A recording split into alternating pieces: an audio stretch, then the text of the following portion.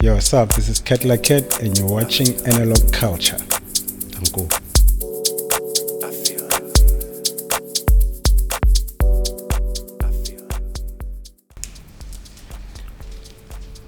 Afternoon, Cat Like Cat. Afternoon, my brother. How's it, sir? Oh, good, thanks. How are you? I just wanted to say the last time I saw you, I think we were in Bramfontein. Yeah. Is it the last time I saw you, Bram? I think so. How's it been, brother? Where in Bram? Where am I getting Rehouse Fest? When are you getting Rehouse Fest? Why am I? Because I think the last time I saw you was Rehouse. It's Rehouse Fest, nah? Yeah. I think Okay. Yes, Nobuhle and it was Rehouse Fest. Yeah, no, hi. Old age. Yeah. How have you been, brother? I'm good, bro. You're good? Yeah, easy, man. Yeah, man. How was your gig yesterday? Oh, it was excellent, man. It was excellent. Yeah, the vibe there was crazy, man. Yeah, nah? Crazy. But Cape Town is always a vibe. You guys have something special down here, bro. Like, you think? yeah, your crowds are crazy, man. Crazy. Like, you really feel the love when you're here, man. Yeah, man. You're not the first person to say that. Yeah. You're not. I think one of the things is in Joburg, you guys are right around each other. Yeah. And then here we're a tad bit far, so we can't see you every weekend. Yeah, man. Yeah. So it's always a special occasion coming here. When you're down here. Yeah. Your gigs down here. Yeah. Are you working through an agent? No. You're working directly through it. Yeah. Yeah, man. You've played a lot of gigs, different gigs here in Cape Town.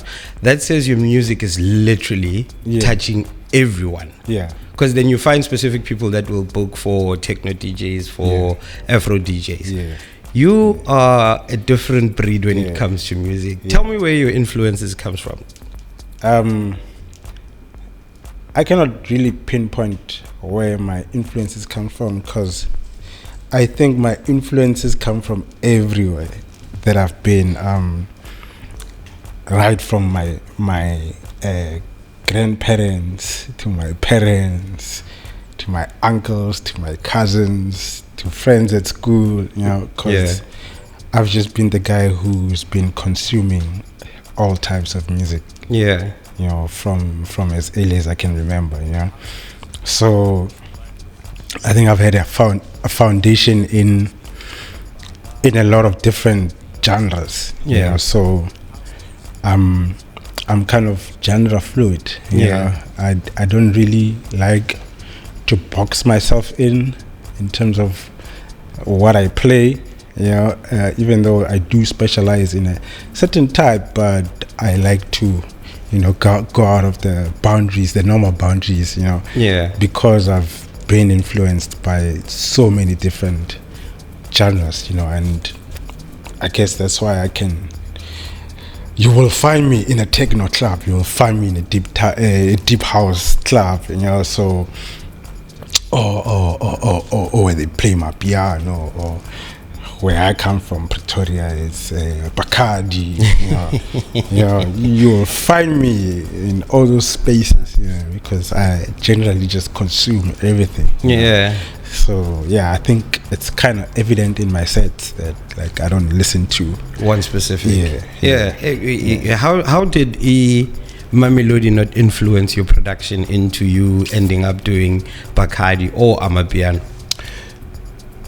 Considering Mamelodi and Pretoria is like literally the home of that sound. I think it's my age, bro. Yeah, I think it's my age, because when I was growing up, none of that was there. Those are new sounds.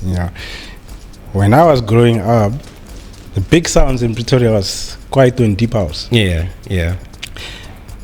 And Kwaito later, but it was mainly Deep House. It was mainly Deep House. That was the in sound when I was growing up.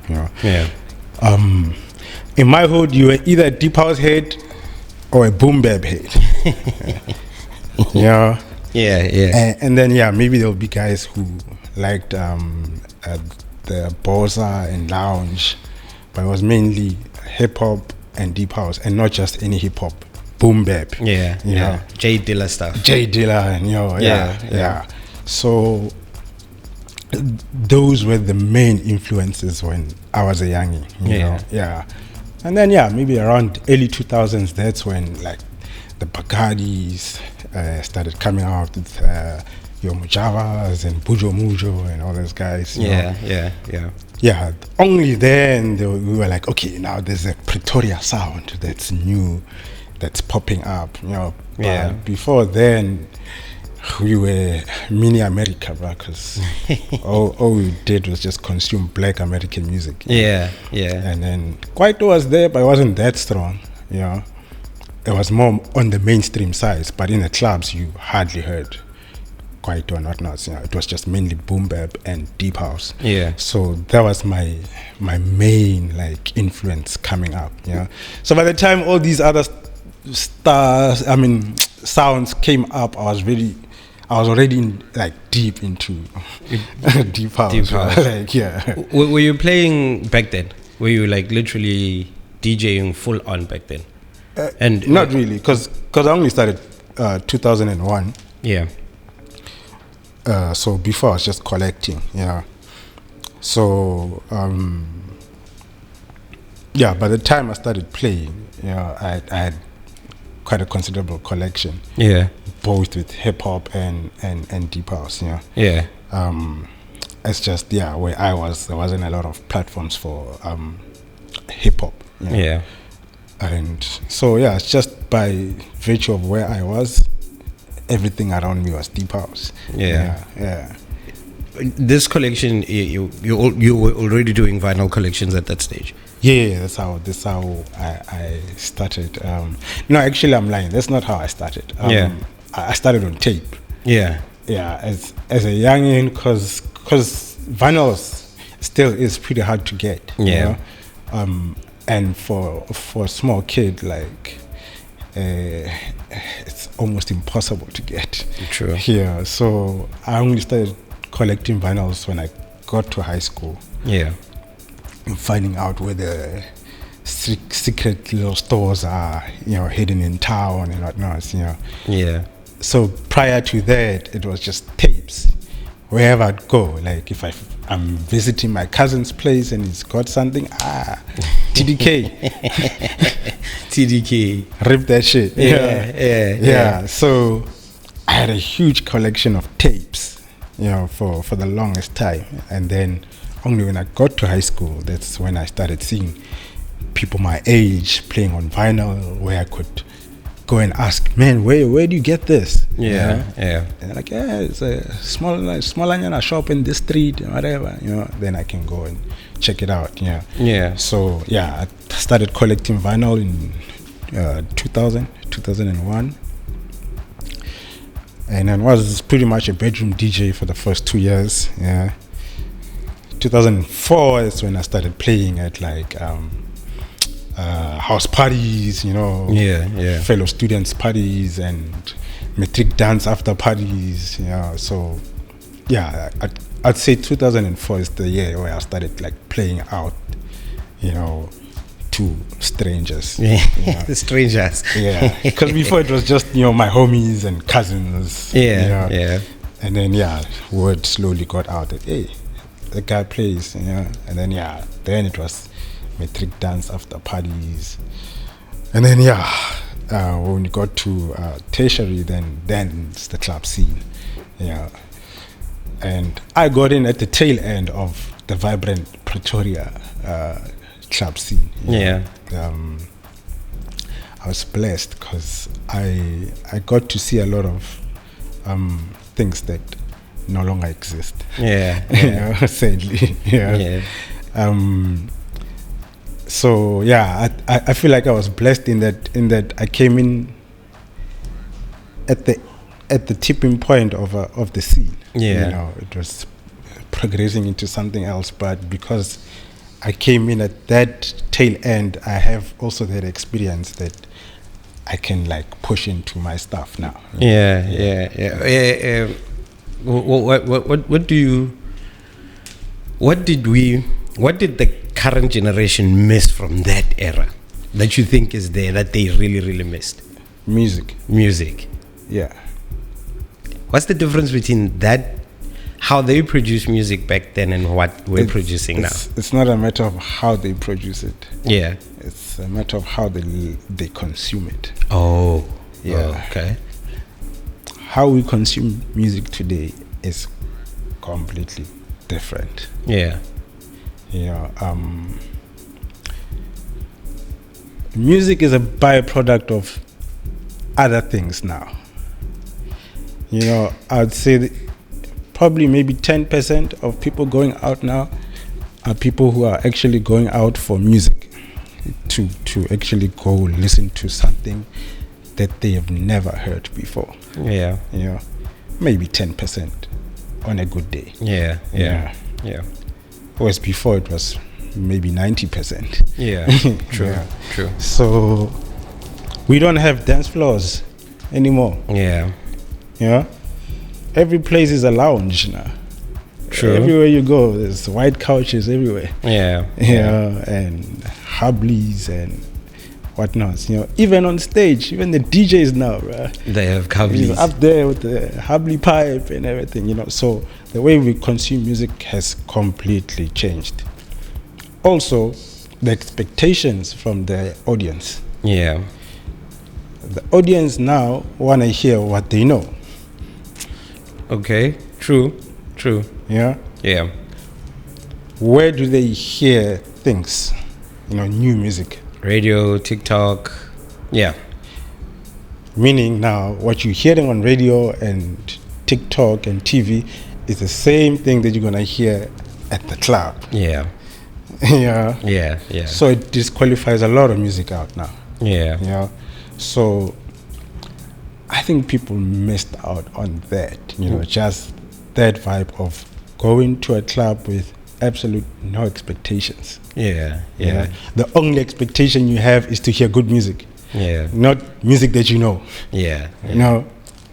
So I think that's what's missing now. The fact that there's no more dance floors, there's actually phone floors. Yeah. When you play, they're recording only. And it's weird because music now is so much more accessible. Yeah. You'd think we would have a lot of new music all over, always. Yeah. Because it's so accessible now. Yeah. I mean, when we started playing, bruh, any hot song, you literally had to get it in that first week that it drops. If it hits 2 weeks in the clubs and it's a banger, you go to the store, it's sold out. Yeah. They literally had 300 copies and it's gone. It's gone. Yeah. So you had to be on your feet. Yeah. You had to know what's happening. You had to have a sharp ear.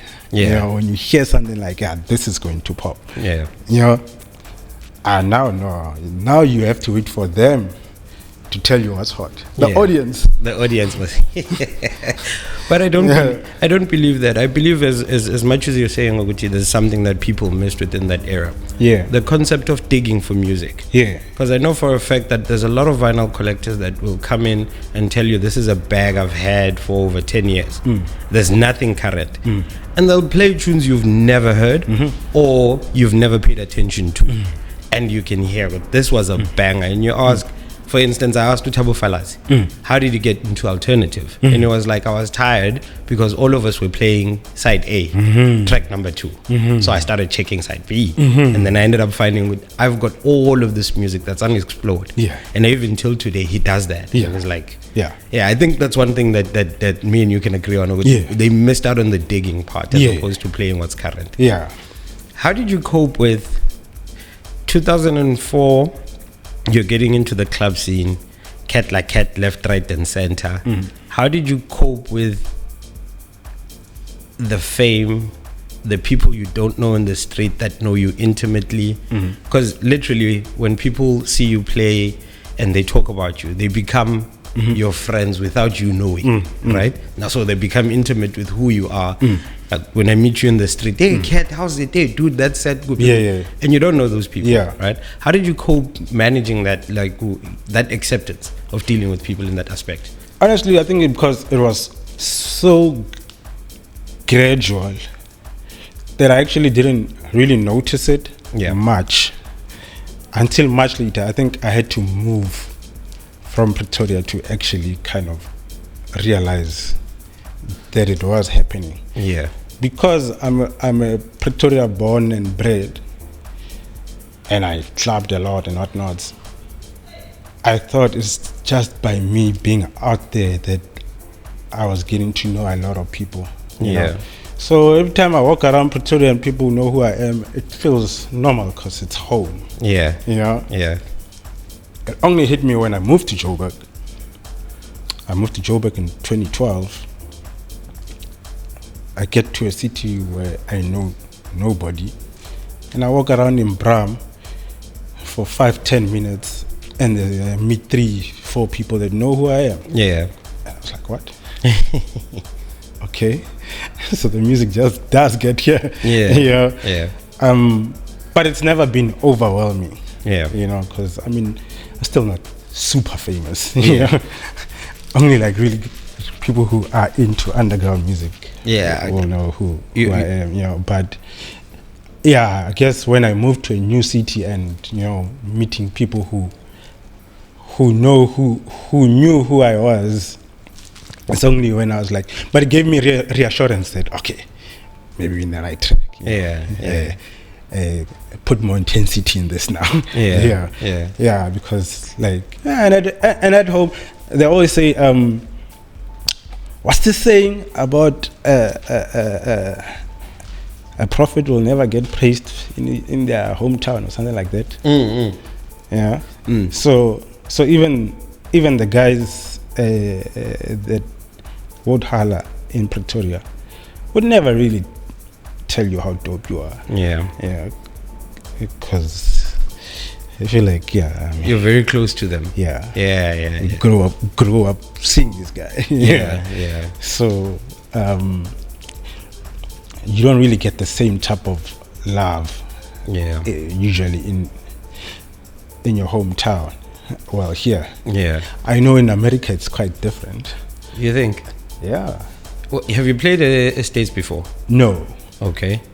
But just from seeing, like, I follow hip hop quite a lot also. Yeah. And I see it in that like people that side like want somebody who will rap their hood. Yeah.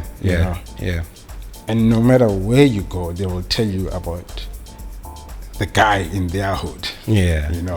They'll say like in New York, this is the guy. You know, in Chicago, this is the guy. You're quite right. Whereas with us, we'll tell you about someone from that side. Yeah, you're quite right. I've picked up Common talks about Chicago a lot. That's how he picked up. He's from Chicago. Eminem, Detroit. I get what you mean when you say that. But more so also is the fact, Yoguti, we're more musically inclined than lyrically inclined. I don't know if that makes sense. We more dance to the music than literally to. Yeah. Plus, I guess it makes sense because I mean here we speak so many different languages here. Yeah. So obviously with lyrics, there's a certain barrier because you have to understand what the lyrics are saying. True. So I mean, if the song is in Zulu and I'm Tswana, I can just catch on to the melody. And not really what's being said. Even with English. A lot of the music is in English, and less than half the population actually speaks English. So we'll gravitate more towards the music. The melodic side of things. And so I think because we are so open to that, we are able to consume way more music than most people. When do you decide from DJing? I'm also now going to jump into the production of music, and also what's your educational background or training in music? So I think music the production of music was just the the curiosity of music in general. Yeah. When I would play songs and would want to find out how it's made. You know? And for the longest time, I wasn't really interested. I've never really had aspirations of like being a musician or whatever.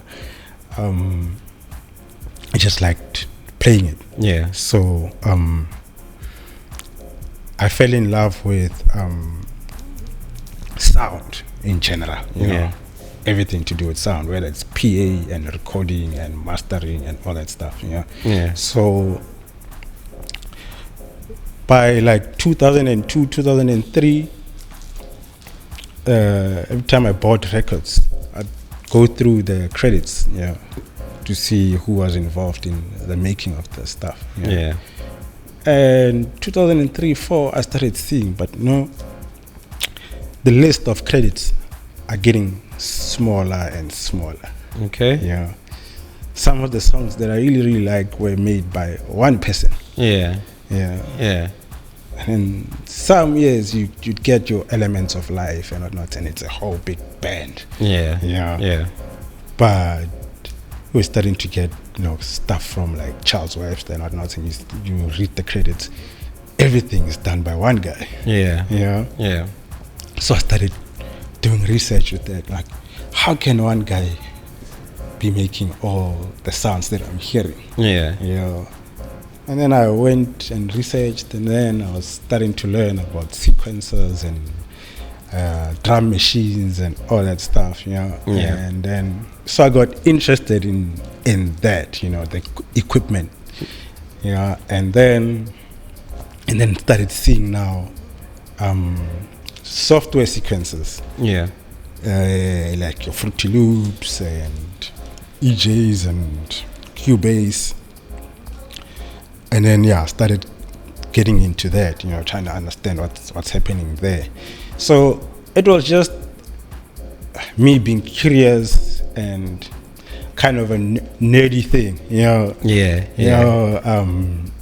Trying to figure out what's happening there, and I messed around with a couple of softwares that really were a bit too technical for my level that time. Yeah. Like Cubase. I got Cubase and I had no idea what was happening there, And then I got EJs. EJs was just a bunch of loops that you could put together and make a song. Yeah. EJs was the first piece of software that I could understand what's happening. Yeah. Yeah.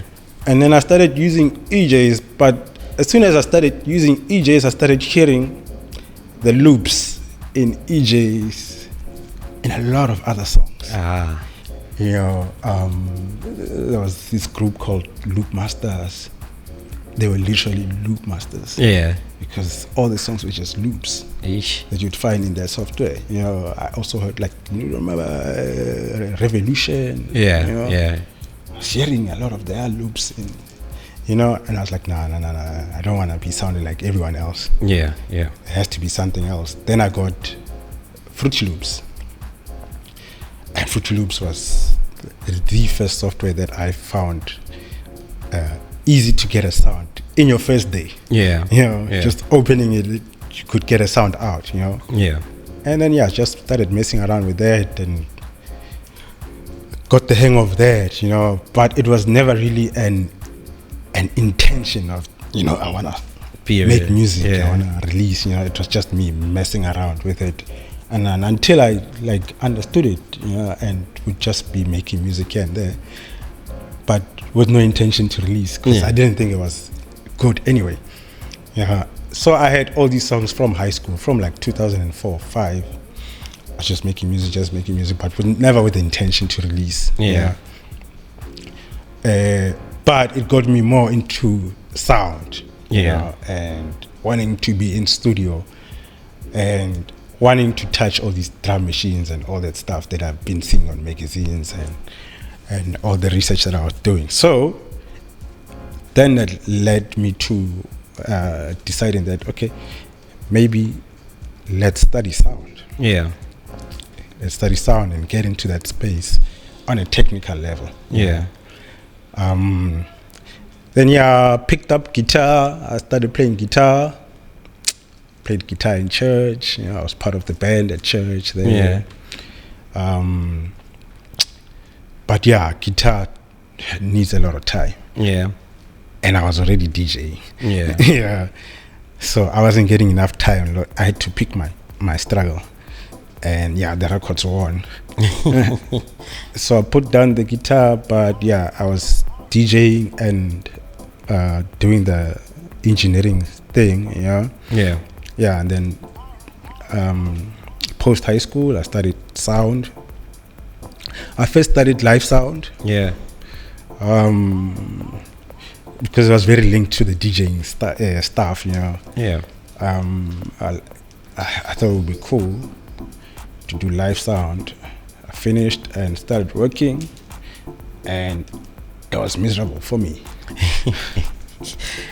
It was miserable because you had to be the first guy at the event and the last guy to leave. Yeah. All the time. All the time. Yeah. And the shit is heavy, bro. Of course. Of course. Of course. Yeah. Rigging is... it's not a joke. Yeah, it's not a joke. Yeah. Yeah. I thought I would be pushing buttons and faders. Yeah. And so I worked 2 years as a front of house, and World Cup came 2010. Yeah. And it was intense. Yeah. Yeah, because World Cup is in winter. Ish. And you gotta be rigging at like fan 6, 7 parks. fan parks. Yeah. 7 o'clock in the morning. Oof. And then you take down at 2 a.m. and you gotta be back the next morning Sure. at 7. And I was like, nope, this is not me. So I went back to school to do sound again, but now to do studio stuff. Okay. Yeah. So then I focused on post-production, which is what I've been doing since then. Yeah. So I found that I'm more comfortable in a studio environment. Yeah. Than rigging. Than rigging and stuff. Yeah. So that's how I got into the sound and the production kind of side. Yeah. So it's just been on and off with the music release. The music releases are just therapeutic for me. Yeah. Yeah. It's not really something that I'm pushing for like big units and Yeah. and bookings. I understand now that if you don't make music, you don't get bookings. Yeah. Which is kind of sad. It is. For DJs. For DJs, because all we hearing now is producers DJing. Yeah. Yeah. Yeah, but that's how I got into the music side of things. Yeah, like the production side of things. Yeah. Who have you worked with in studio that you feel this was one thing I've always wanted to do? Vocalist wise. No one. No one yet. I don't think no one ever. Because like I said, I've never had aspirations of being a music producer, so I don't really have music producer goals. Yeah. Yeah. But I have people that I like, that I've worked with, that I still want to work with, but it's not something pressing where I'd say, if I work with this one, and all the guys that I've worked with, honestly, it's just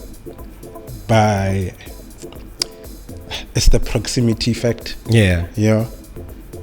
I'm in a certain location, and there's a couple of guys who are interested in what I do, or the same things that we do. Yeah. And we just hook up and make music. So it's never been that I've got this producer that I want to work with and that producer that I want to work with, and Yeah. So all the producers that I've ever worked with, I think it's just being at the right place at the right time. Yeah. And speaking to the right people. unconsciously so though. Yeah. Never really planned like, this one I need to work with this one. Yeah. This one I need to work with. Nah, it's never happened like that. Nah. You know how dope your music is, by the way. I hear, bro. You hear? Your music is dope. There's a track I used to jam. I jammed it like 2011, 2012 for a full good 3 to 4 months every set, right? Because it had a disco element in it that I couldn't find in any South African producer. And I think I only just recently found somebody who makes similar type of sound with has that disco feel in it. Kubos, I think. I was like, this guy should be dropping more stuff. And then number 2, his stuff should be sitting somewhere by Nervous Records, NDTLA. It should be sitting somewhere in those where it can be appreciated more by people that listen to disco. Now, when you're saying you've never had those kind of aspirations, you're a record collector, right? You've never thought, I want like to have like a nice section of records produced by me. Nah. Like you said, I'm a record collector. Yeah. All I want is thousands of records. Yeah. From everyone. Just not yours. No, I'm not saying not mine. Yeah. Because I do end up making music.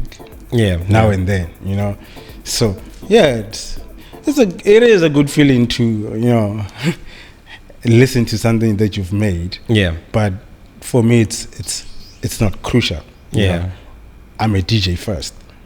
I'm a music lover first, not a music maker first. Yeah. So honestly, I would not feel let down or disappointed if I never released another track. Sheesh. Yeah. Yeah. I mean, last year I didn't release anything. Yeah. Yeah. But I am making music at home. I'll make songs and listen to it for 2-3 months and then pack it. Yeah. Sheesh. And I'd get satisfaction. And that's it. Yeah. How do you think you do play a lot of music when you do your sets, right? Yeah. How have you seen the reaction Yabantu? Like with my music? Yes. I hardly play my music in my sets. Man. Why? Because by the time I'm finished with that song, I've heard it 1,000 times. I'm tired of it.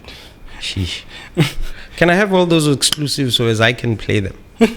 And then I'll come out and say, hey, we're doing a nice tribute of Cat Like Cat's unreleased stuff, and here it is. Let's see. I'm one of those DJs who how music got so easily accessible was literally an overload for me. Yeah, because I feel like when it was harder to get, it kind of kept me in line, Okay. I knew I could get 10, 12 records a month. Yeah. And that's it. And I'd have 10, 12 options to add to whatever I have to build a set. Yeah. Yeah. And I found that I used to be able to play songs a lot longer then. Yeah. And I could appreciate the songs a bit longer then. Yeah. Whereas now, with music being so accessible, I feel overwhelmed. I honestly feel overwhelmed because I can't stop consuming. Yeah. Yeah. Like literally every day I want to hear something new. Yeah. It almost feels like a ADHD like kind of thing. Yeah. I just want to hear new stuff all the time. Yeah. So I mean, I'm like now I'm on Beatport Plus. Yeah. Like literally I have access to the whole store. Everywhere. Everything that has ever been released in that store. Yeah. I can play at any point. Yeah.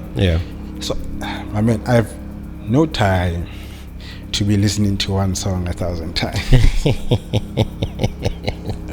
That's fair. Not fair. When there's so much music out there. Yeah, true. Yeah, true. So, literally, when I make a song, it has to be done quickly and out of my system.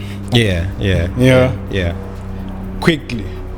Because if it doesn't get released within the next 2 months, chances of it being ever released are way slim, because I no longer am excited about it. After 2-3 months. I've jammed to it. In my studio at home, I've had so much fun with it. I'm done. I'm working on a new song now.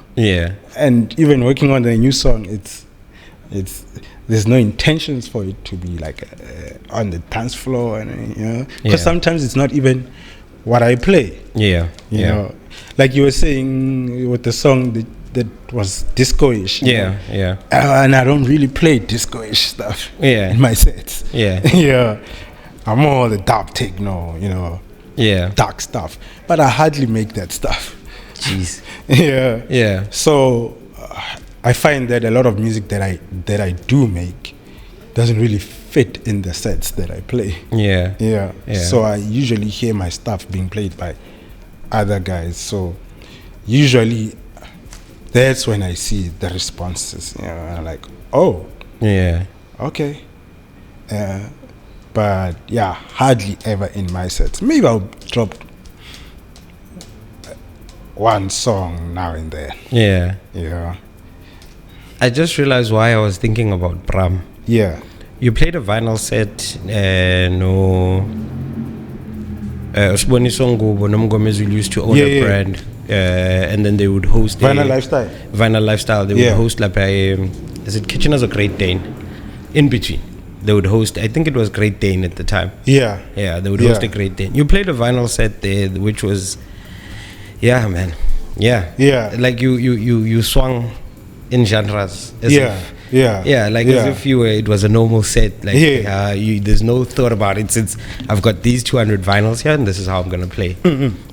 So I'm still worried about the fact you got so much music sitting on your PC and you don't have the urge or the feel to release it, right? Besides the bookings, then where do you make your money in the industry of being an artist? It's a difficult one to say besides the bookings, because the bookings are like 90% of where the revenue is. Even for guys making music, I mean, music sales are not as what they were back very in the day, low, but also with like I said, how accessible music is. There's so many pirate sites also. Half the DJs don't even buy music. True. Half the DJs are pirating music. So making money off music is it's tough, especially if it's in a niche kind of genre like ours. So really the money comes from the gigs. So you have to be gigging. It's either gigs or maybe you can supplement with merchandise. But mostly it's gigs. It's gigs. How this is an interesting one.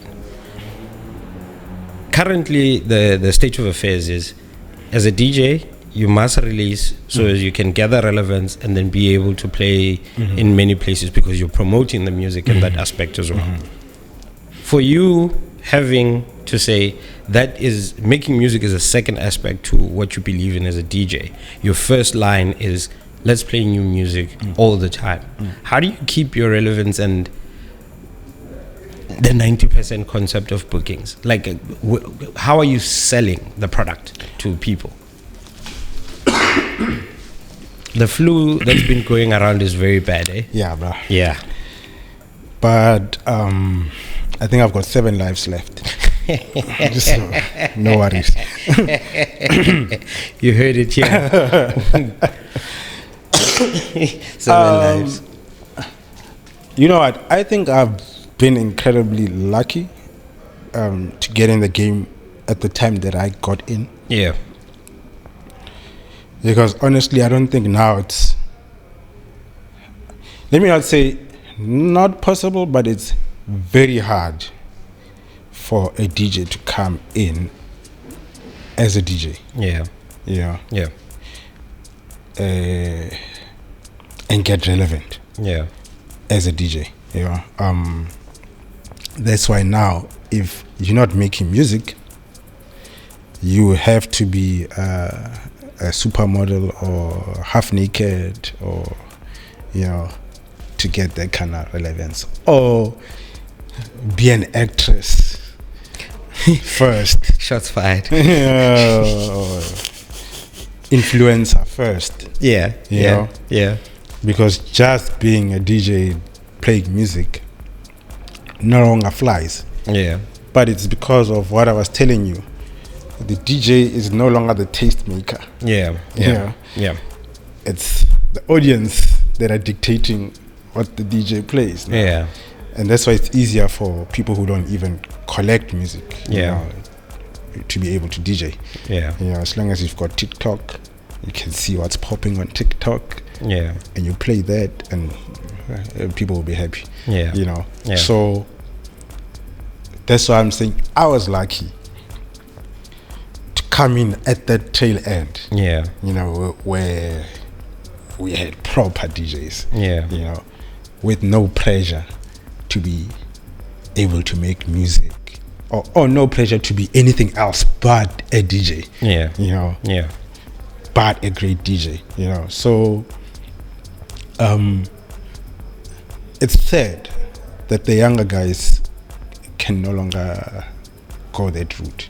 Yeah. You can't just be a master selector. Yeah.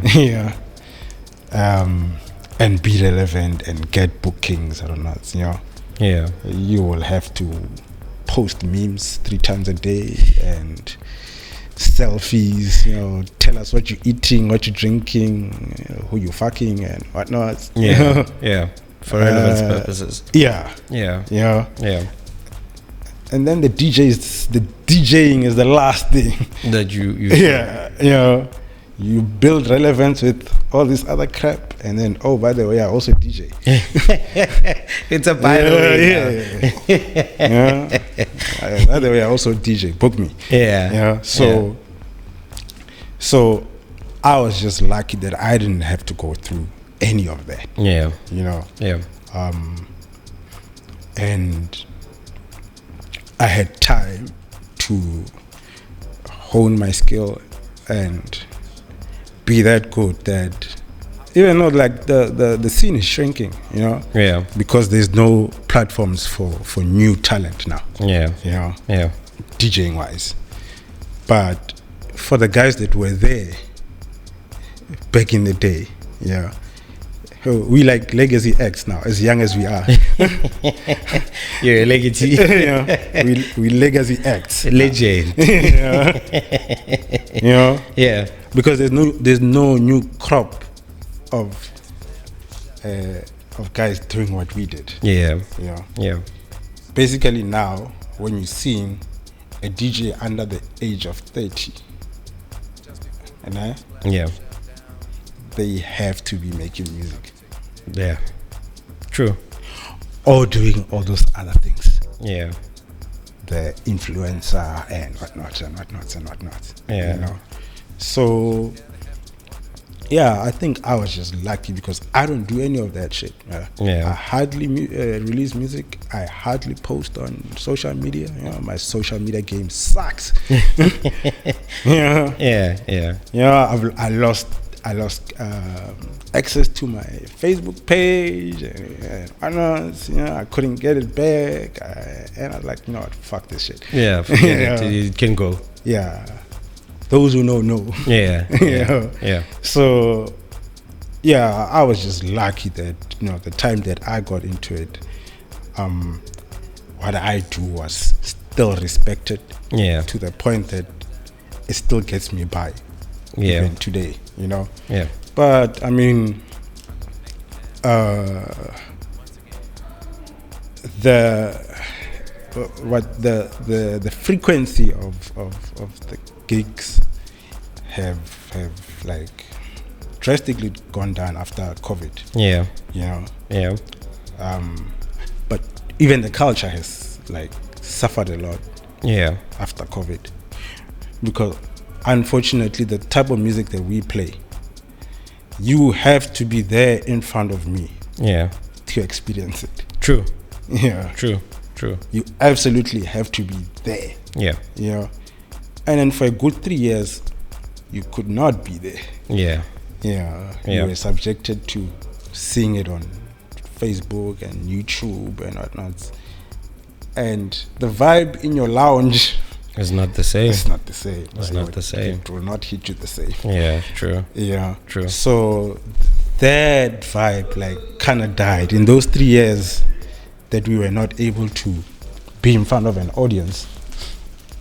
Kind of killed it off, you know. Yeah. The DJing thing. Yeah. You know? Yeah. So yeah, like now, bruh, everywhere I play, it's 80% music producers. Yeah. And then maybe 20% real DJs. Yeah. Which is getting kind of boring now because we're hearing the same shit everywhere. True. Yeah. True. And I mean, making music is not easy. No. You know, it takes time. It takes a lot of dedication, and you know, so I do have a lot of respect for music producers. Yeah. Know? Firstly, because those are the guys who give us what we play. Yeah. As DJs, you know. Yeah.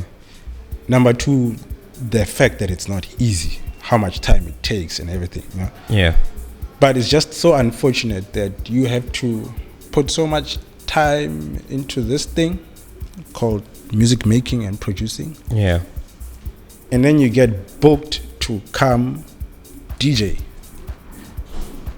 You're not getting booked to come and produce. Yeah, no. Yeah. Yeah. But what you are good at is producing. Yeah. Yeah. Yeah. But the only way for you to make a living is for you to come and DJ. True. Yeah. True. So it's unfortunate that the lines have been blurred so much that now you have to spend so much time doing this, and now you also have to spend time honing another different type of skill. Yeah. To eat. Yeah. So as a result,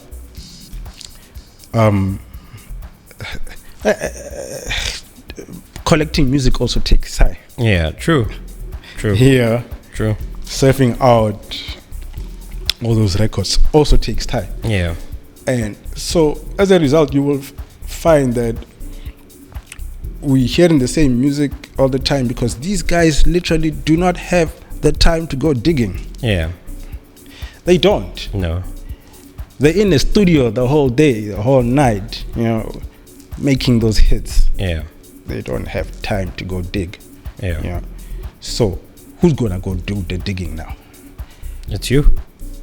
And but they don't book the DJs. Yeah, but when we get there, we pull out our phones and Shazam what you play. Then we go buy that and come back and play it. You will only Shazam when I'm playing. Exactly. But when the other guys are playing, you know every song. Exactly. Yeah. So that's what I'm saying. It's sad now because now we're expecting these great producers to be great DJs as well. Which is unfair. Which is unfair. Yeah. You know, yeah. And in most cases, a bar that almost impossible to reach. Yeah. I mean, I listen to a lot of DJs and a lot of producers. And honestly, in my top 10, I'll even say top 20 of my favorite DJs. Yeah. None of them make music. Sheesh. Who's your number one? I will not have a number one. Okay, but just give me 5 of them. I will not have a number one, but these are just guys that I really, really, really dig. Yeah. DJ Bubbles. Yeah. Bubbles is a special one. Bubbles can be my number one. Yeah.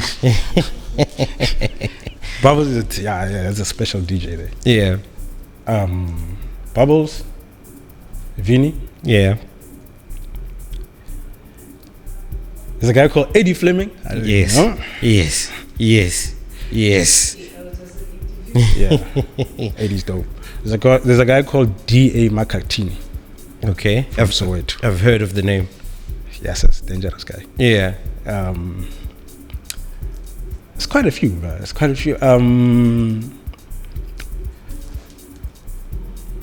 HK Malama from Pretoria. Corey the Groove. Yeah. Corey the Groove. And Chris. Yeah. Christos, obviously. There's quite a few guys. Yeah. None of them make music, but well, Chris made music, but he's probably the only name there that used to make music. Yeah. You know, so you see how rare. Yeah. It's very rare that a guy who's a great DJ will also be a great producer. Yeah. I just wanted to throw in that statement, Sako. Have you noticed that the guys that you mentioned, all of them played on vinyl? Yeah. 1. 2, all of them have played across SA to get a feel for the flow. There are also people that introduce music 90% of the time, as opposed to play stuff that people have heard. They introduce new stuff. There's something special there. It's people that go in I'm going to throw you in that pool. It's people that go and buy music, come back and play it, knowing very well which while you were buying that track, you got a feel for it. How is it going to make the floor feel? More than saying it's got these elements that fit this, that fit that. It is the music that you listen to and you said, when I play this, they're going to feel it and dance. For you, where do you get that thing? I think it just comes with consuming music. Yeah. Because music is all about patterns. Yeah. Yeah. Music is patterns and maths. Yeah. I mean, if you go to the core of it, it's just patterns and maths. Yeah. You know? You know that this genre is 4 beats in a bar, or 8 beats in a bar, or 16 beats in a bar, and you know? Yeah. So the more you consume music, the more you recognize patterns. Yeah. And certain patterns are what define certain styles or certain genres. Yeah. You know? Yeah.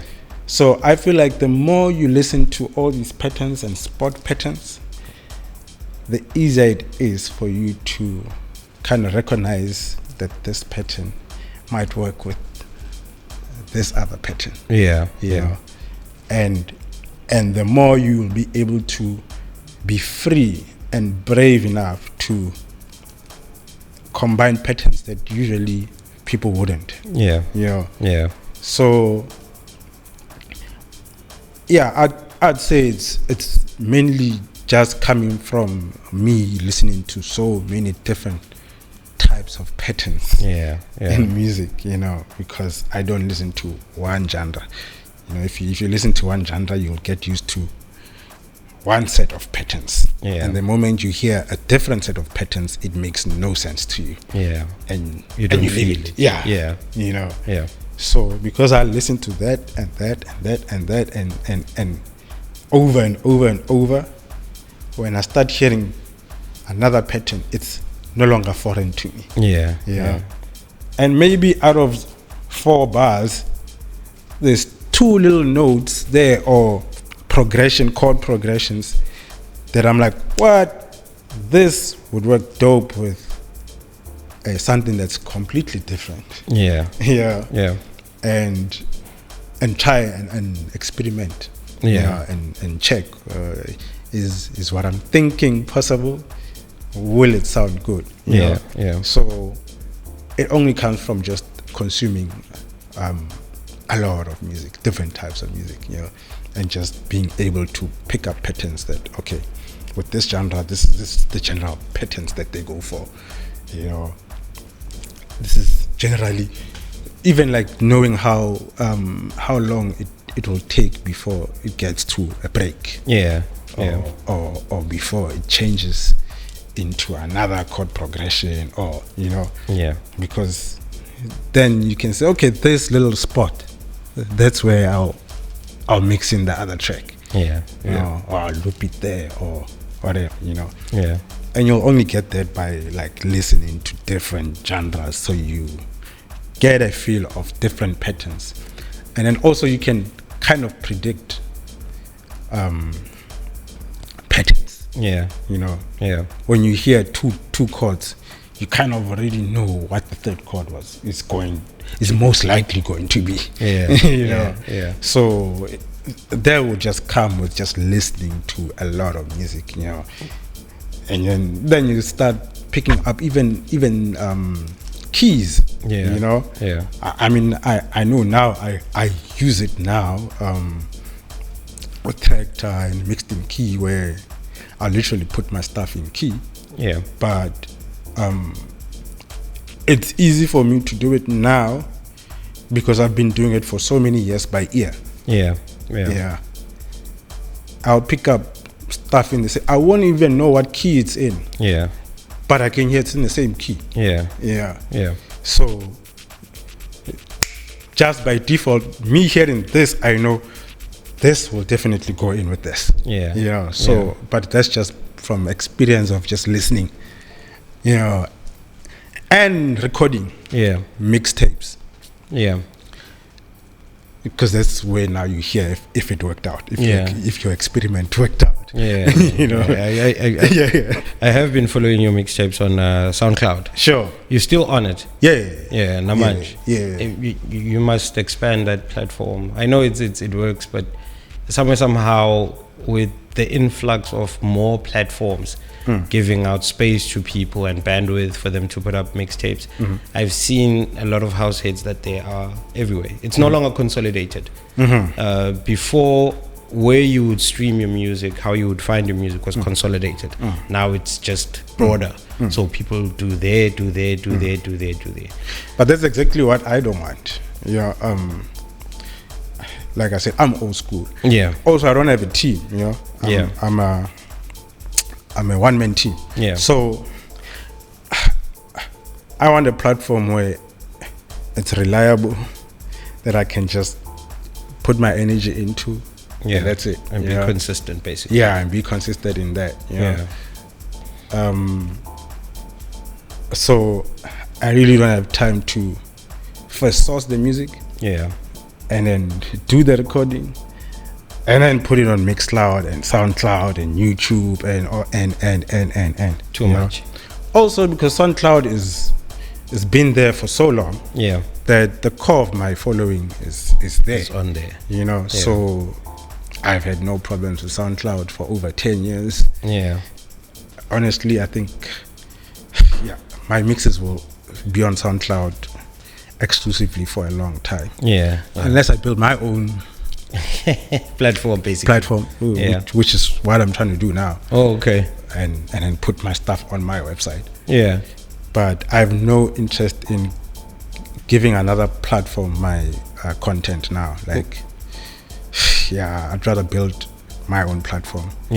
Take all those people from SoundCloud and migrate them to my platform. Than migrating them to other platforms, or help contribute to building other platforms. It makes sense.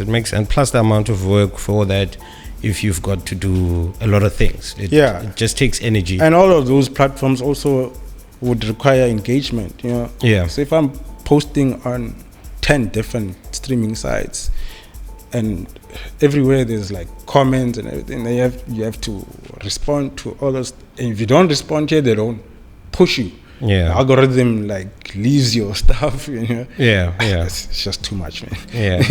Do you think the growth of technology, the introduction of AI now, the ability of you not requiring USBs for decks, is hindering the DJing culture and its progression? No. I'm one to embrace technology all the time. And that's why I'm telling you now that I'm on Beatport Plus. Yeah. I literally stream my sets. Yeah. I don't have my music like sitting on a drive or anything anymore. Yeah. Yeah. Well, new music. Yeah. Because the other stuff is, Yeah. So I'm one to embrace music. I jumped on CDJs very early. Yeah. And even when they transitioned from CD to USB, I was on it very early. Yeah. Now we are streaming. I'm on it very early. Yeah. Which I still find people get shocked everywhere I go. Why are you playing on laptop? Oh, yeah. And I'm like, in 5 years you'll understand. Yeah. What's happening here. Yeah. So I'm always one to embrace technology. Yeah. The only thing is that technology shouldn't take over. Technology must be able to assist you doing things easier. Yeah. Not doing things for you. Yeah. When it starts doing things for you, I think that's where the line gets blurred now. That okay, if I'm gonna tell AI to make a mixtape for me, AI, cat like cat featuring AI. Yeah, I think that's where we like, maybe technology is hindering progress now. Yeah. Because it's no longer assisting you to be better. Yeah. It's literally just doing it for you. Yeah. So I always embrace technology, and I think it opens doors for a lot, Yeah. Because I mean, just for example, the number of DJs that we have today, and I'm not talking about the influencers and all the fake stuff. Yeah. Because there are still really, really, really, really good, passionate, new DJs. Yeah. Yeah. The number has grown. It's huge. Blind, because of technology. Yeah. Yeah. Because of how easy it is to get stuff done. Yeah. Yeah. Whereas before, I mean, like I was telling you with accessibility of music, I mean, when I started, I was shopping at 3 stores in Pretoria. Yeah. And like I said, sometimes you get to a store and they tell you it's sold out. And I'll go around town to all those 3 stores looking for that one song. Yeah. And he'll tell you all sold out. Yeah. Nah? Yeah. And I'll say maybe try go to House Africa or Soul Candy or whatever in Joburg. Yeah. Yeah. Yeah. You have to catch a taxi to a different town, a different city. Yeah. Yeah. To go search for that one particular song. Yeah. Yeah. You know how much resources you need to have. True. And sacrifice to do that. Yeah. So not a lot of people had that kind of conviction. Yeah. Yeah. But also those kind of resources. Yeah. Yeah. So it was cancelling out a lot of potential DJs. Yeah. Yeah. Also the flipping equipment, bro. Like just the turntable, bro. Yeah. Yeah. Even today. Yeah. You get a used SL. Yeah. It's 20K. Yeah. Used. Yeah. So just to get into the game, you have to already sacrifice 60, 80K. Yeah. Yeah. So now with technology, you literally can get in the game by just having a laptop and an internet connection. That's it. Yeah. Yeah. Yeah. You're in. Yeah. So for me, that's a good thing. Okay. Yeah. That's a good thing that the barrier of entry is lower. Okay. Yeah. But then we as the community need to have like standards. Yeah. That we adhere to. Yeah. Yeah. So that's the only thing that I feel we didn't do.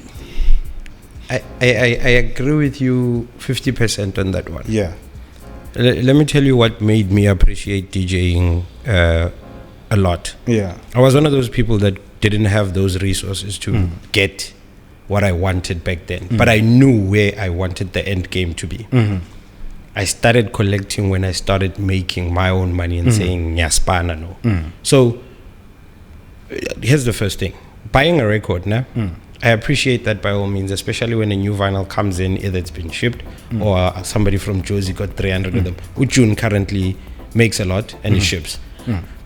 When you get that vinyl, the tangibility of the music, I have it. So even if my PC crashes, even if I lose the USB, even if this happens, I've got this particular got the physical copy. Yeah. And then 90% of the time, when you drop the track, it creates a memory for you. Yes. So the memory stays with you for a long time. Yeah. I got vinyls. You know how everybody just writes their name on the vinyl. So it's when we got 50 bags here, you can't steal my record. I got records here with people's names on them. I either got it from a Mabu vinyl store or it was shipped. Now I look at those and the first question I ask myself is the memories that come with this, the aura that it comes with, the energy of it. It makes me feel good knowing what I'm going to drop a track like that. It makes me appreciate the game much more, right? As much as technology is helping a lot of people get into the game because of those circumstances, it's making them appreciate the game less. Yes. Let me not even say the game. It makes them appreciate the process. The process and the music less. Yeah. Because what I want to do is I want to have the hottest hit now. Yeah. And then I met to Cat, we can talk now Cat on the side.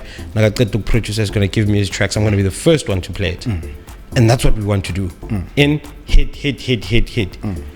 Whereas I've heard some of the legends you've been mentioning, like literally if you watch Vinny's Thursdays a lot, you will hear tracks that were produced 2001, tracks that were produced 98.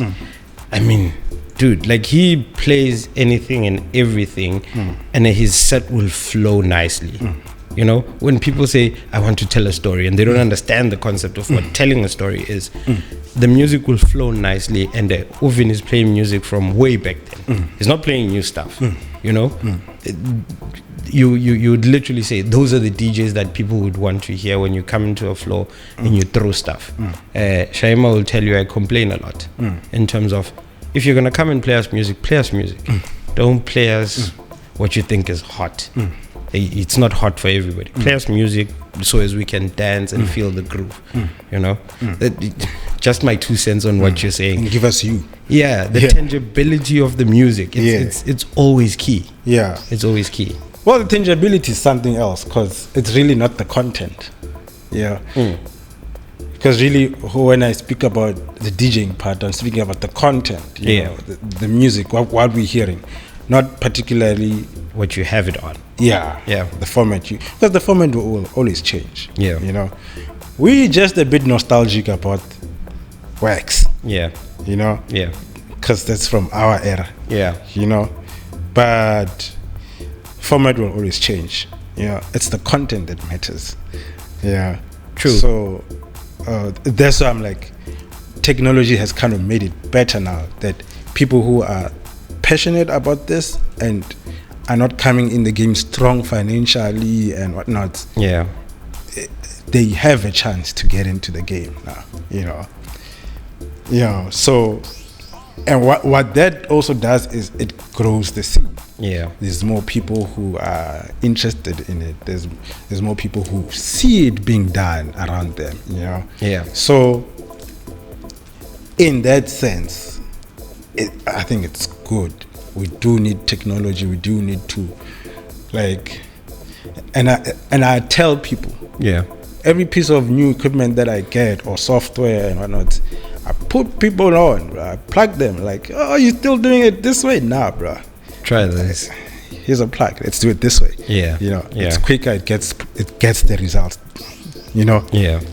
That's what matters, if it gets the result. Yeah. Whether you're playing it on CD or USB or tape or vinyl or you streaming it, it's still the same song. Yeah. You know? Yeah. So it doesn't matter the format. Yeah. You know, for me personally, you know. And I know vinyl guys. Yeah, they love holding, you know. But I don't have any special connection to vinyl. But remember, you already harness the culture and the way of having to go and dig for music, right? So you know, while you're sitting right there, you can throw any label that you know. With this label does this type of stuff, and I find these type of artists, and this is who they work with. You still know the artist. Mm-hmm. You can find people playing a song because it sounds good and they don't know who the artist is. Mm-hmm. You know, so the concept of that also walked hand in hand, parallel with the culture and the untaught education of what the culture is about, the music. I agree with that. I just don't want to put any emphasis on format. At all. Honestly, I do not respect any format over another. You know, for me, they're just formats. You know, just mediums to get the content out. You know, which is the music. You know, so I have no affinity to any format. You know, I wanted to ask you, Uguji, currently, with that thought that we're discussing currently, on the young'uns that are coming up, who are you going to place in the top 20 list in future? Well, we'll have to hear then. If they ever get a chance. I'd say if they ever get a chance. Because right now, I don't have any new DJs that I'm really digging. Honestly. Because I don't see any new dope DJs. You know? All the new names that I'm seeing on the scene are producers. You know, guys who make dope music. And it's very rare that you'll get guys who make dope music and are also dope selectors of other people's music. Or even being having that wide palette of playing different types of music. Because usually they'll play something that's very, very, very, very close to what they make. And then, which the results are two things. If they're not going to be playing just their music, the set will sound the same from track one to the last track. And then they also will have way fewer options with music generally, because they want to play something that's so close to what they make. And as a result, they'll be playing the same sets over and over everywhere they go. 90% of these producers, but I was telling my sister here that if you hear them once, you're good for the year. You're good for the year. Sharp. Because you come back 3 months later, they'll be still playing that very same set. Especially if they've got one or two big songs. You know, you'll be hearing that one or two big songs in their sets the whole year. It makes sense for a producer show. You know, if it's a producer and they are putting on a show, and we all came here to see that producer's show, like a Kitranada. You know, Kitranada was here. Everybody went crazy for those tickets, eh? But you know, you're not gonna hear anything new there. So you come prepared, you come to support and whatnot. You know, But now you put those guys in our game, in the club. Nah. Problems. Problems now. Yeah. DJing is a whole different type of game. Yeah. You know, a DJ performance and a producer performance, two different things. Yeah. You know, so I just feel like we need to enforce that difference. Yeah. You know. Yeah. That, you know, because like DJing is literally dying. Yeah. Yeah. Even though we have an influx of people who claim to be DJing, but the craft itself, it's dying. It's dying. Yeah. You know, because it's just been blurred with the influencers and the music producers. Yeah. Yeah. Yeah. Like literally now, bruh. Like, I don't know. Do you know guys now, in the past 2 years, no, 2 years is too little. In the past 5 years, that have come up and are gigging all over the country and do not have music out? No, not at all. Well, Oscar was coming up with the Ashmed Hour, and at some stage he went into music production as well. With June, same thing. Say LSG moved from doing. But you're mentioning guys that have been in the game for a long time. Yeah, fair enough. I'm thinking in the 5 years where prominentness for Amak gigs being around the country. No? Yeah, but I mean, I was playing with Oscar 10 years ago. Yeah. You know, and LSG and them, you know. Yeah. You know, I'm talking like young guys. Let's say, like guys that are in their 20s. Yeah, it's only piano cat, but also they have music out, anyways. Yeah. You know, it just doesn't happen. Yeah. You know. Yeah. It doesn't happen. You know, there's a few exceptions, but like I've seen in like Afro, like Desiree. Yeah. You know, she's popping. She didn't have music out. Yeah. You know, and like that's what we want to see. Yeah. You know, a real dope DJ that's starting to blow up, you know, because of their DJing skills. Yeah. Nothing else. Yeah. You know, that's what we want to see. And we don't see it, bro. Yeah, but I think also what formulated that was, did you notice Coffee, for him to get a lot of overseas gigs? Yeah.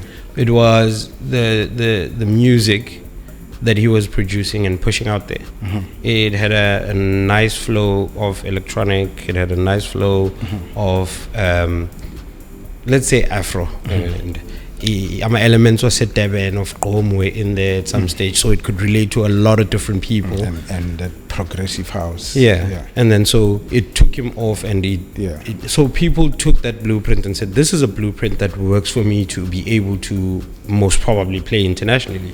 I mean, post him we saw Goldfish, we saw a lot of the rock and roll bands that did the same thing, and they started touring overseas. We saw Shimza, we saw Utemba, Euphonic, we saw currently, in actual fact, Udlala Tuxi, not to Tags, Udlala Tuxi. We saw him touring overseas, and that's he's been doing the music, and then with the album and the flow of Afro overseas, it just was above. Which is, I think it was a blueprint concept to say, if you do this. Yeah, but I mean, why do we have to follow what one guy did? Like the whole world needs to follow what one guy did. Money. Yeah. Then what, like, are we all in it for money? Not really. 50% yes, 50% not. The other 50% is to pay the bills, because I want to have decided that music should be my sole point of bread than anything else that I can do, you know. And they've not looked at, within the music area, there is a lot of things that you could do outside of making music and DJing, but within the music space. Industry. I mean, if you believe in one thing, that you were put on this earth to do one thing, and you can't do any other thing, you're gonna live a hard life. It's a trap. It's a trap. You're gonna live a very hard life. Yeah. Yeah. So the thing about music, né? Yeah. Which is so funny to me. Everybody consumes music. Yes. Everybody on this earth consumes music from birth. Né? Yeah. And because everybody consumes music from birth, when they start becoming teenagers, they think they understand. True. Music, like how anyone else understands music. Yeah. So all I'm trying to say is that there's levels to these things. Yeah. You know, to everything, but especially music, there's levels. You know, and because everybody does it, everybody listens to music, everybody has an opinion on it. Yeah. Yeah. Yeah. So all I'm saying is that there's no one way that works. Yeah. Yeah. Yeah. Yeah. There's a million ways that way. Yeah. Yeah. So all I'm saying is that don't just look at one person and say, because this person is the one that's like standing out of 6 billion. Yeah. Yeah. Then we all have to do it that way. Yeah. Yeah. Because like I said, our goals are not The same. Yeah. Yeah. Yeah. You don't know what that person's goals were. Yeah. Yeah. Yeah. You don't know if they've reached those goals. You don't know if they are still on their way to reaching the goals. Yeah. What you are seeing is not the final picture Yeah. Yeah. of whatever that person is doing. Yeah. You know? Yeah. So, and I'm not saying we can't take examples from, you know, people who've done things before us or people who are where we would like to be. But I'm just saying that there's a million ways to skin a cat. Yeah. And then the cat will have 6 lives. If the cat is there, you know. So all I'm saying is that we can't base the whole music industry on just One person. how one person did things. Yeah. You know. Yeah. Thriller was the highest selling album in history. Yeah. We can all now want to make music how they made Thriller. Yeah. Because it sold a gazillion copies. Yeah. You know? Yeah. Yeah. So because everybody consumes music in all different cultures and different styles, we can all just express ourselves the way we feel we want to express without the pressures of making. That's why I have no interest in like becoming a superstar producer, not much, because there's always that pressure. Will it sell? Yeah. Is it gonna bang on the floor? Is the label gonna like it? Is the A&R gonna like it? And I don't want to have Too much pressure. Yeah. Yeah. That's why I'm like, when I do make music, sometimes it's just purely an artistic expression that like this I want to take it out. Yeah. Whether somebody else hears it or not, it doesn't matter. It's out of me. Yeah. I just, you know. Yeah. So same with DJing, you know. And that's what DJing is, I think, for me. Yeah. You know. That's why I can talk about a guy like Bubbles. You know Bubbles. Yeah. Do you know anybody who plays like Bubbles? I'm not gonna say he plays like Bubbles, but I don't know if you're DJ Mighty. DJ Mighty he's from Cape Town. He's got a similar style to Bubbles. Well, not similar, but I find that hard to believe. It's not a similar style. Let me put it this way: they belong in the same event all the time, if that makes sense. Yeah, if these two guys follow each other, you've got that line. That can be, yes. Yeah. That can be a cat like cat and a Tulani the warrior. Yes, something in Jan. Yeah. Yeah. They're very different. Yeah. But they belong in the same space. Yeah. Yes. That's why I'm saying I find it very hard to believe that there is anybody in this entire world that plays like Bubbles. Yeah. I find it hard to believe because I haven't seen it. Yeah. Because Bubbles doesn't play what goes down on the floor or what's popular now or nah. He's got this taste that is just him. Yeah. And when you hear Bubbles said, it's memorable because you probably have never heard any of the songs. If you do, you've never heard them being played the same way, or you've never heard them being played with the other stuff in that set that are completely different, the patterns that you wouldn't have connected. So I'm expecting that from DJs, and that's why I'm saying that the art form of DJing is being killed by this promotion of the producer, because the producer doesn't have that, bro. He doesn't have that. He's got his own sound.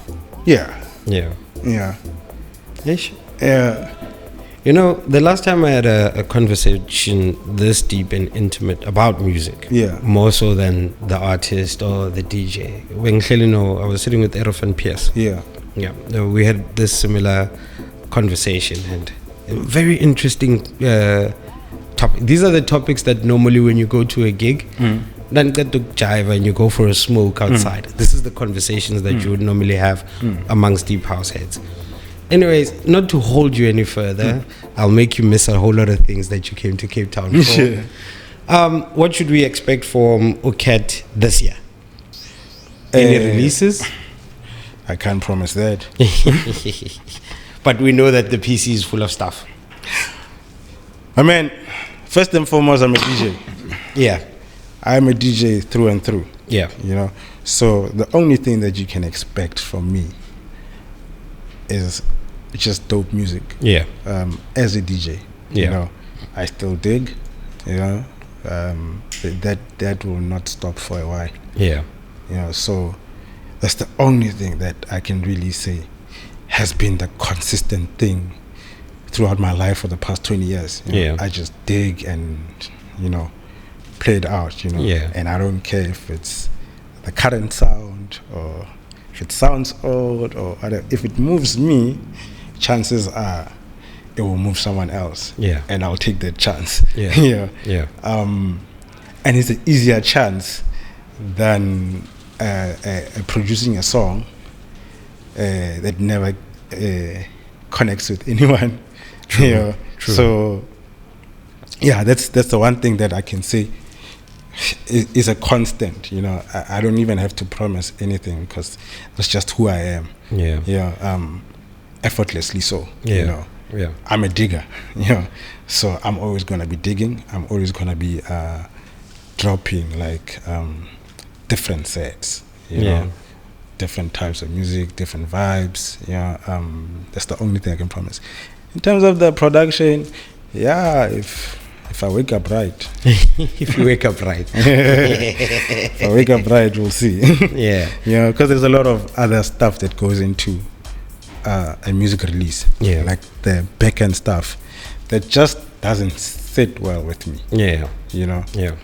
All the marketing and the whatnot, the back and forth with the mastering, especially because I'm a sound engineer. Now you make a song, you send it in for mastering, you don't like the master, the label likes the master, and it's just back and forth. So music is it can wait. It's got its people. Secret Garden. So Secret Garden is us trying to fix the country. Okay. It's us trying to fix the country. Because like I said, there aren't many platforms that allow for DJs to just be experimental,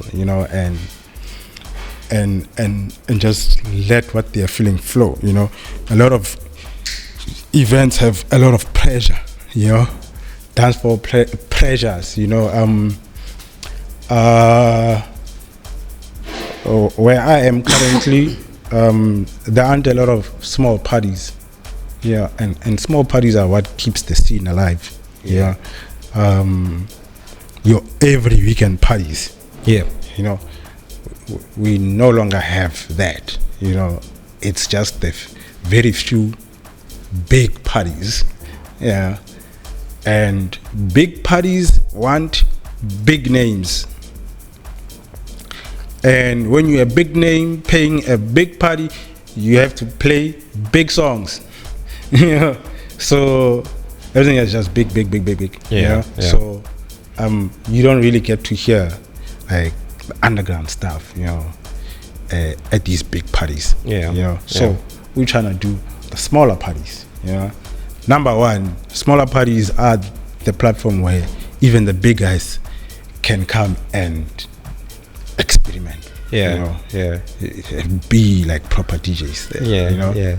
Number two, because it's not a big event, most likely everybody is hearing everything that's happening there. Yeah. You know. Yeah. People are not there to come get drunk and late. You know. They're there for the music, so you have better connection with the audience in a smaller setting. You know? Yeah. Number four? Number four, which is one of the biggest reasons for me, is that because there are no small parties, there's no platforms for younger, newer DJs to come and hone their skills by playing in front of an audience. Yeah. You know, because you can rock in your bedroom. But playing in front of people is different. Yeah. And also playing on a big system is different. Yeah.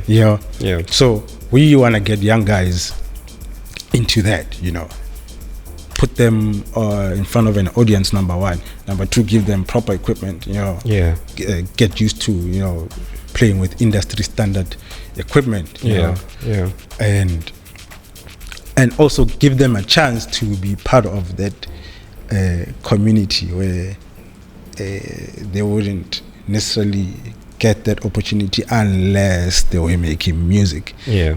You know? Yeah. Or not even just making music. I mean, you literally have to make hits. Hits.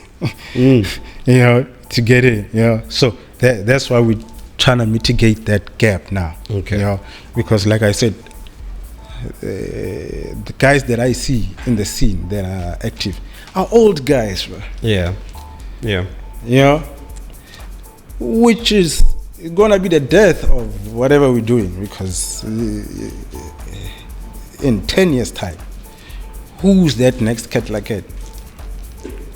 Good question.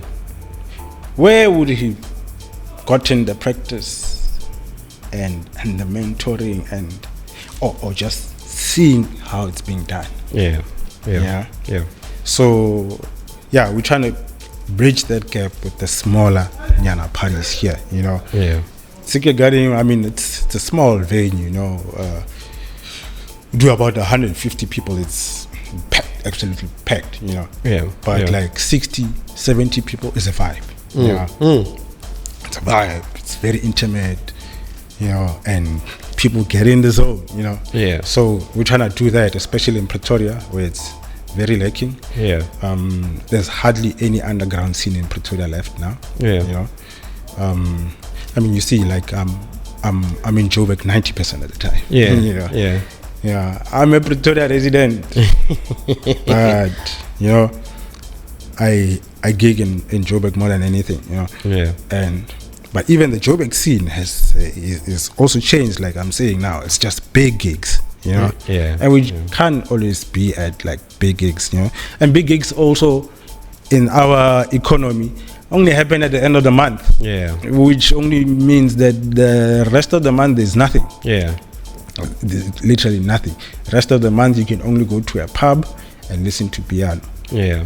Oh, sorry to cut you. I wanted to say there's also, is it Kofi? Yeah, Kofi. I was in Pretoria last year sometime in October, September. I went to Kofi. 1083 hosts something there every Wednesday. Isn't Coffee is the store? Coffee, COFI. Yeah. It's a restaurant type of space. Yeah, he hosts sessions there every Wednesday. Yeah. And he pulls in a bunch of spinners. Yeah. Yeah. On a Wednesday. Oh, that's dope. I need to check that out. Yeah. Shout out to Tele83, by the way. Yeah. Hey, that's a king there. Yeah, man. Hey, that's a king there. Yeah, I need to check that out because like I hardly see anything in Pretoria, you know. Yeah. So we're trying to get that vibe happening, you know, and that's why we're also not so big on the socials, you know. We're trying to build a community, you know. We're trying to do it the organic way, you know, word of mouth, you know. It's slowly growing, but like I said, it's a small venue, so we're not expecting huge numbers, you know. We just want to have that community that can come every month, congregate and listen to, you know, dope music, you know. No, there's no big names and small names where we do, you know. Yeah. Everybody is just, you know. You sound like Oshai in my hair. That's her concept. Yeah. Build small. Yeah. No one needs to see. We're not recording anything. Yeah. If you missed out, you missed out. We'll see you the next time. We'll see you next time. Yeah. Because now it has become that, you know, everything you do, it has to be online. You know, everything needs to be such a big production, have photographers and COVID, live streaming and whatnot. Yeah. COVID. Yeah, but you're spoiling the guys now. Yeah. You know, because the ones that you're live streaming for, they're like, Must I can catch the party at home. Right here at home. Yeah. They're never gonna come. When are you back in Cape Town? I'm back in 3 weeks, bro. In 3 weeks. Yeah. All right. Yeah, we're gonna do the loft with Sooks and them, the Wolf Gang.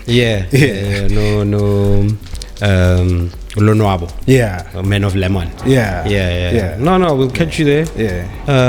Yeah, man. Yeah. Thank you very much for. And you must organize an RDP for me, bro. RDP house. Yeah. You want to live in Cape Town? No. Are you ready for the price difference in house buying here in Cape Town? That's why I want the RDP, my brother. I know the property prices here are crazy. Hectic.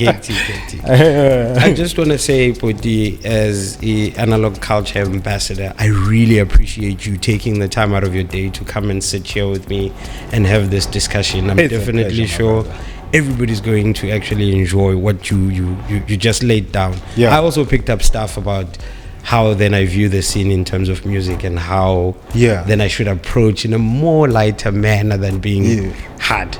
No, I'm glad you could take something from that's what I'm saying. These kind of conversations are very important, and they happen less and less because we're on the dance floor with our phones more than being in the dance floor and listening to music. Man. Hopefully next time I can come drop a set. Not hopefully. We're going to make sure that you 3 weeks that you're going to be down here. We get you in.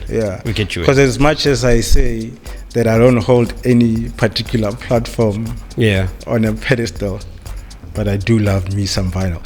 So no, bring it back. So every time I see turntables, I'm like, no, bring it back and we'll discuss it. Ladies and gentlemen, cat like cat. This is Analogue Culture #PA. Thanks for having me. Thank you.